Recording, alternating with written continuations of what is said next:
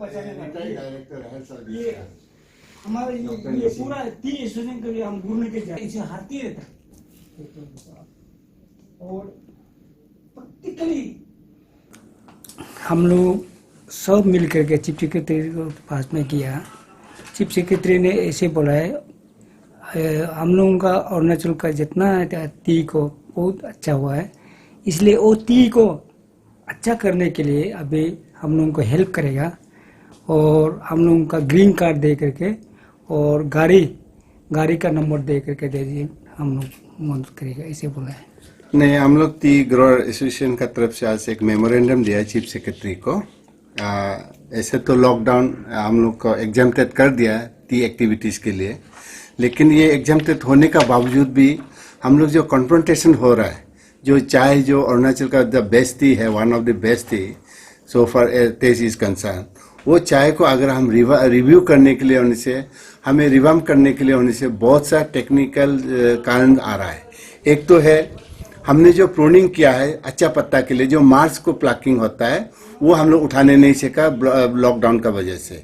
अभी हमको एग्जाम्प्टेड किया लेकिन पेड़ जो बड़ा हो गया, अभी पत्ता क्वालिटी नहीं मिलेगा, फिर दोबारा प्रूनिंग करना पड़ेगा। इसलिए हमने गवर्नमेंट को बोला कि हमको कम से कम चाय में जो लॉस हुआ लेकिन 2 बार प्रूनिंग, जो पहले प्रूनिंग और अभी जो प्रूनिंग करेगा उसका कम से कम जो एक्सपर्ट का ओपिनियन का हिसाब से इसका 2000 होता है पर हेक्टर का, बीघा का, और पर हेक्टर होने से करीबन 15-16,000 होता है। तो हम बोला कम से कम हमें 14,000 कम से कम गवर्नमेंट का तरफ से इकोनॉमी के लिए हमको एक रिवाम करने के लिए रीग्रो मतलब चाय को रिवाम करने के लिए हमें मदद देना चाहिए। और सेकेंड था हम लोग का ट्रांसमेंशिप। अभी अरुणाचल में जितना फुटिल्स एरिया में चाय ग्रो होता है, अरुणाचल का चाय कोई ग्रीन लीफ बेचता है, कोई चाय बनाता है। तो कुछ जैसे सियांग टी है उनका अपना फैक्ट्री है, जैसे हमारा ये निकम साहब का है उनका भी अपना वो है, लेकिन ज़्यादातर जो है अरुणाचल बॉर्डर में जो रहने वाला वो ग्रीन टी बेचता है असम फैक्ट्री में। लेकिन वो लॉकडाउन होने का वजह से अभी एग्जाम्प्टेड होने का बावजूद भी हम चाय को दे नहीं पा रहा है, क्योंकि ट्रांसपोर्टेशन जो है ट्रांसमिशन एकदम टोटली बैन है। उसका अलावा एक लेबर जो हम लोग का जो नाइबर जो स्टेट है जो असम, वहाँ से हम लोग का चाय एक एक्सपर्टी का काम है। चाहे प्लैकिंग करना, चाहे प्रूनिंग करना, मेडिसिन जो भी करना, वो एक्सपर्टी का काम है। अरुणाचल में ऐसा एक भी एक्सपर्टी नहीं है, सारा हम असम का ऊपर में डिपेंड करता था। लेकिन ऑल ऑफ सडन जो हमारा जो रेगुलर लेबर था जो उस पार में रहता है, जस्ट एक बाउंड्री का उस पार में रहता है, लॉकडाउन का वजह से बंद होने का वजह से अभी हम टोटली हैंडीकैप्ड है। इवन एग्जाम्प्टेड होने का बाद भी हम मोर हैंडीकैप्ड है। क्यों? एग्जाम्प्टेड होने से तो सुनने में अच्छा लग रहा है, लेकिन हम कुछ नहीं कर पा रहा है। बार बार लेबर फोन कर रहा है, सर हमें कब बुलाएगा, हम ऐसे बैठा हुआ है। लेकिन ये एग्जाम्प्टेड, इसीलिए हमने बोला गवर्नमेंट को, हम लोग ने मेमोरेंडम सबमिट किया। असम में कुछ जो हम लोग का जो इमीडिएट नाइबर जो स्टेट है, डिस्ट्रिक्ट है, वो ग्रीन जोन है। उसका मतलब वहां में कोई कोरोना हुआ ही नहीं। अरुणाचल ऑटोमेटिकली 100% ग्रीन जोन है। तो इसीलिए हम कह रहा है जो आपने ILP जो बैन किया, हम उसको मानता है, ये जनरल हो जाएगा। इसीलिए ये जो हमारा रेगुलर लेबर था जो उस पार में रहता है, उसको स्क्रीनिंग करके हेल्थ पॉइंट ऑफ व्यू से जो प्रोटोकॉल मेंटेन करते हुए उनको हमें कम से कम लाने दीजिए, काम करने दीजिए। अदरवाइज ये एग्जाम्प्टेड को हटा दीजिए, ताकि हम भी सोच ले कि इस बार चाय हम लोग लगाया ही नहीं है। तो गवर्नमेंट सीरियसली व्यू करेगा बोला है। एंड जहां तक ये जो कंपेंसेशन देने का बात है, ये मतलब 2 टाइम जो प्रूनिंग के लिए जो सोचेगा, CS साहब बोला ऑनरेबल CM को, जो सीरियसली वो भी बहुत सोचता है बोला है, उनसे बात करेगा बोला, ये पॉलिसी का मैटर है।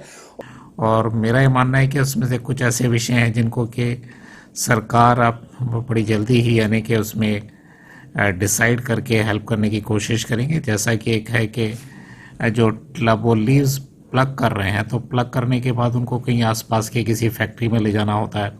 तो जब फैक्ट्री में ले जा रहे होते हैं तो उनको कई तरह की परेशानियों का सामना करना पड़ रहा है।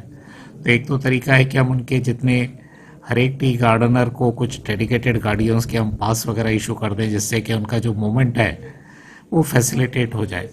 इसी के अलावा उनको ये भी चाहिए था कि जो सरकार time by time administrative instruction issue करती हैं वो उनके पास तक पहुंच नहीं पाती हैं।